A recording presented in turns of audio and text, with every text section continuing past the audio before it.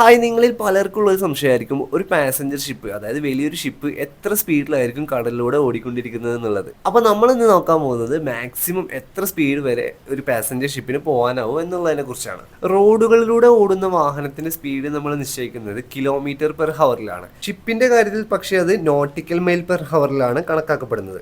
ഒരു nautical mile എന്ന് പറയുന്നത് 1.852 കിലോമീറ്റർ ആണ്. നോട്ടിക്കൽ മൈലിനെ ബേസ് ചെയ്തുകൊണ്ട് നമ്മൾ ഷിപ്പിന്റെ സ്പീഡ് പറയുകയാണെങ്കിൽ 21 മുതൽ 24 വരെ നോട്ടിക്കൽ മൈൽ പെർ ഹവർ ആണ് ഒരു ഷിപ്പിന്റെ സ്പീഡ് എന്ന് പറയുന്നത്. അതിന് നമ്മൾ കിലോമീറ്ററിലേക്ക് കൺവേർട്ട് ചെയ്യുകയാണെങ്കിൽ 38.9 കിലോമീറ്റർ പെർ ഹവർ മുതൽ 44.4 കിലോമീറ്റർ പെർ ഹവർ വരെയാണ് ഒരു വലിയ പാസഞ്ചർ ഷിപ്പിന്റെ മാക്സിമം സ്പീഡ് എന്ന് പറയുന്നത്. റോഡിലൂടെ സഞ്ചരിക്കുന്ന വാഹനങ്ങളുടെ സ്പീഡ് കമ്പയർ ചെയ്ത് നോക്കുകയാണെങ്കിൽ 40 കിലോമീറ്റർ അല്ലെങ്കിൽ 44 കിലോമീറ്റർ എന്ന് പറയുന്നത് വളരെ സ്പീഡ് കുറവാണെങ്കിലും ഷിപ്പിന്റെ കാര്യത്തിൽ പക്ഷേ അത് ടോപ്പ് സ്പീഡ് തന്നെയാണ്.